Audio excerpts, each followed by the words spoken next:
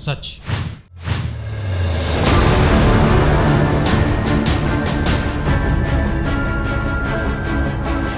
इसका जिम्मेदार कौन है? इसका जिम्मेदार ओवैसी है या इसका जिम्मेदार कमलनाथ और कांग्रेस पार्टी है?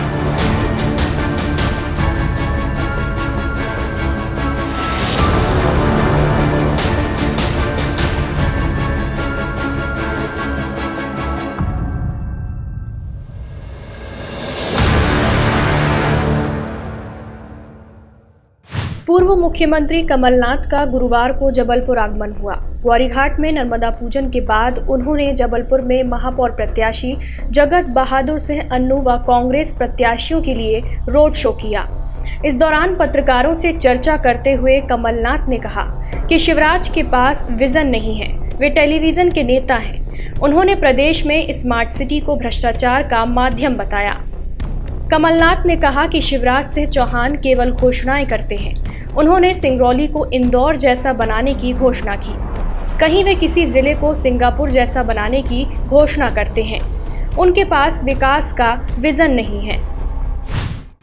शिवराज सिंह तो 15 साल से जगह जगह जाके 20,000 घोषणाएं कर रही है। कितनी घोषणाएं करी है यहाँ? सिंगरौली में कितनी करी, सागर में कितनी करी, सागर तालाब की कितनी करी, ग्वालियर में कितनी करी, और जाके वही बात दोहरा लेते हैं। सोचते हैं फिर से जनता को मूर्ख बनाऊंगा। वो सोचते हैं कि मतदाता उनकी जेब में। आज बीजेपी के पास केवल पुलिस, पैसा और प्रशासन बचा है। आज जो भ्रष्टाचार की व्यवस्था बनाई स्मार्ट सिटी के नाम पर, मैं तो सिंगरौली में था, सागर में था, कल ग्वालियर में था, मैं सब जगह जहां जहां हूं, शिवराज सिंह जी घोषणाएं पढ़ते हैं, उनकी रिकॉर्डिंग बताते हैं। कहीं कहा कि मैं इसको सिंगापुर बना दूंगा, कहीं कहा सिंगरौली में कहा कि मैं इसे इंदौर बना दूंगा, और क्या हालात सब पढ़ के सुनाते हैं कि क्या हालात। स्मार्ट सिटी एक ऐसा रैकेट बन गया है। कल की बात आपने देखी, ये इसको कहते हैं स्मार्ट सिटी। स्मार्ट सिटी के लिए हमें चाहिए विजन। शिवराज जी सोचते हैं स्मार्ट सिटी टेलीविजन से बन जाएगी। पत्रकारों के सवालों का जवाब देते हुए कमलनाथ ने कहा कि मेरी 15 माह की सरकार के दौरान हुए काम और शिवराज सिंह चौहान बीजेपी की 18 साल के शासनकाल में हुए काम के बारे में मंच पर मुझसे बहस कर लें।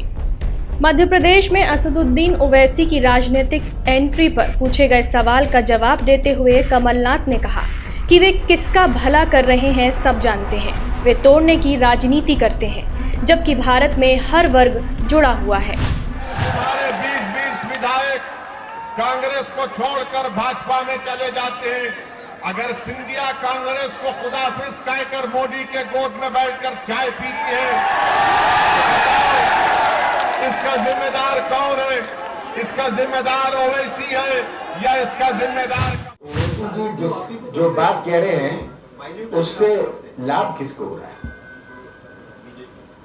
लाभ किससे हो रहा है? मेरा तो प्रश्न उनके समाज से एक है कि आप किसको लाभ पहुंचाना चाहते हैं, ये समझने की बात है। और आज हमारे देश की संस्कृति जोड़ने की संस्कृति है कि दिल जोड़ते हैं, संबंध जोड़ते हैं, सब समाज को जोड़ के रखते हैं।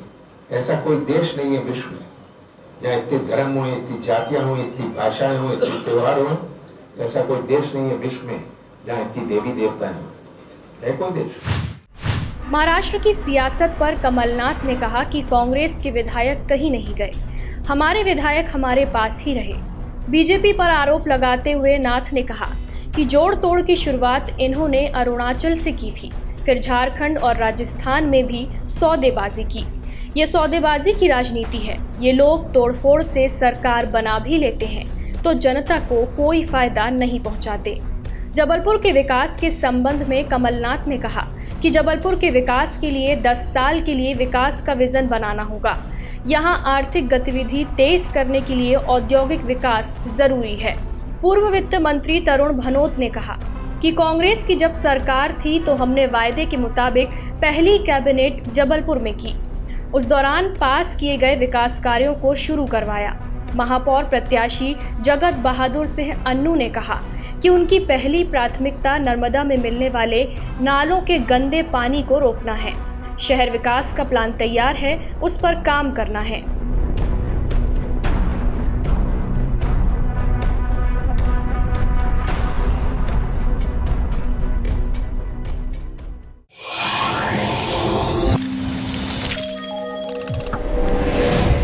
सिर्फ सच।